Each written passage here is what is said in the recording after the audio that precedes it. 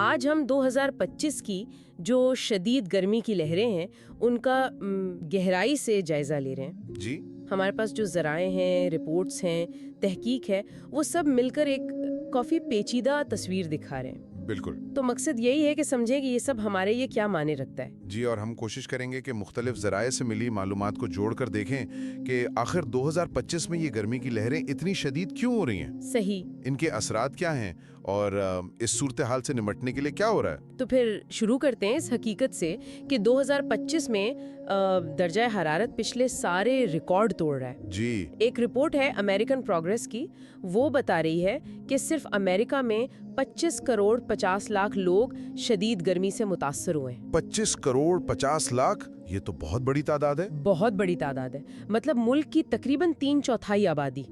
تو اس سے یہ تو واضح ہے کہ یہ اب کوئی صرف وہ کہتے ہیں نا علاقائی مسئلہ نہیں رہا۔ بالکل نہیں، اور یہ لہریں صرف شدید نہیں ہیں، لمبی بھی ہو رہی ہیں۔ اچھا۔ جی، اس کی ایک بڑی وجہ موسمیاتی تبدیلی ہے۔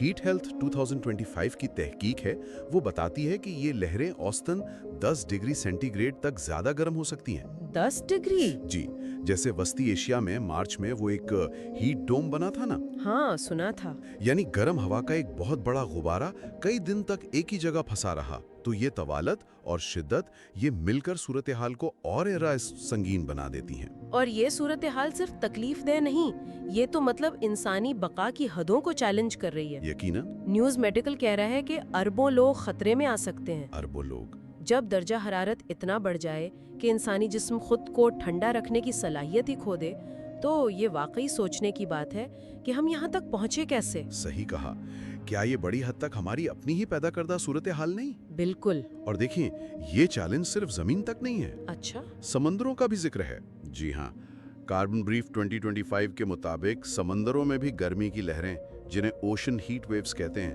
وہ بھی بے مثال سطح پر ہیں۔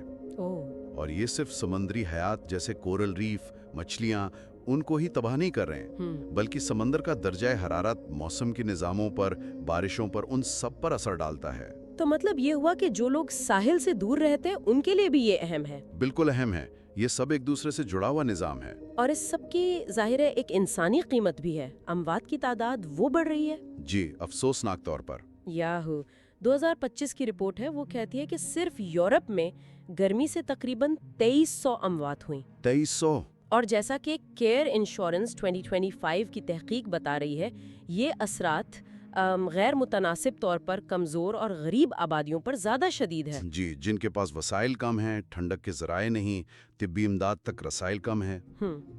یہ اعداد و شمار واقعی ہمیں اس بحران کے انسانی پہلو کو سمجھنے پر مجبور کرتے ہیں۔ اس مشکل صورتحال میں البتہ ٹیکنالوجی کچھ مدد ضرور کر رہی ہے۔ اچھا، کس طرح؟ مثال کے طور پر پریونشن ویب 2025 کے مطابق مصنوعی ذہانت یعنی AI، اس کی مدد سے گرمی کی لہروں کی بہتر اور بروقت پیشگوئیاں ممکن ہو رہی ہیں۔ ٹھیک ہے۔ اسی طرح London school of hygiene and tropical medicine LSHTM، ان کی تحقیق ہے 2025 کی، اس کے مطابق تفصیلی ہیلتھ میپس بنائے جا رہے ہیں۔ Health maps? جی، تاکہ زیادہ خطرے والے علاقے اور کمزور آبادیوں کی نشاندہی ہو سکے اور بچاؤ کی کوششیں زیادہ مؤثر ہوں۔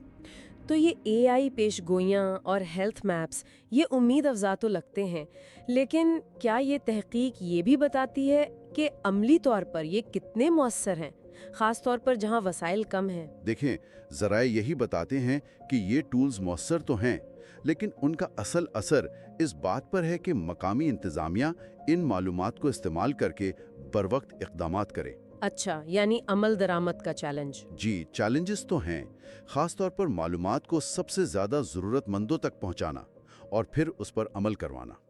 اور اس کے ساتھ ساتھ وسیع تر تصویر دیکھنا بھی ضروری ہے۔ USA ٹوڈے 2025 آرکٹک میں جو تیزی سے گرمی بڑھ رہی ہے، اس کی طرف اشارہ کرتا ہے۔ اور اس کا اثر پوری دنیا کے موسم پر پڑتا ہے۔ بالکل، اور ایکو ایوالو آرکائیو 2025 بتا رہا ہے کہ یہ شدید گرمی پودوں اور زراعت کو بھی کیسے متاثر کر رہی ہے۔ یہ سب مل کر ایک عالمی تصویر بناتے ہیں۔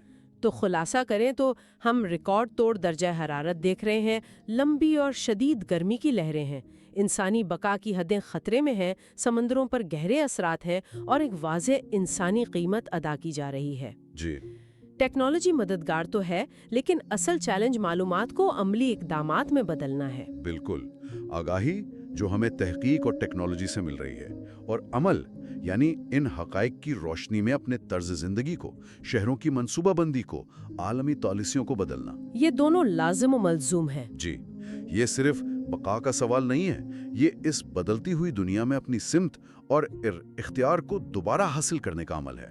تو پھر سوچنے کی بات یہ رہ جاتی ہے کہ اس علم کی روشنی میں انفرادی طور پر اور اجتماعی طور پر ہم اپنی بقا کے لیے کون سے نئے اصول بنانے کو تیار ہیں؟ کیا ہم صرف رد عمل دکھاتے رہیں گے یا اس چیلنج کو ایک موقع سمجھ کر ایک زیادہ پائیدار، زیادہ منصفانہ مستقبل کی بنیاد رکھیں گے؟ یہ سوچ ہمیں اپنے ذرائع سے تھوڑا آگے لے جاتی ہے۔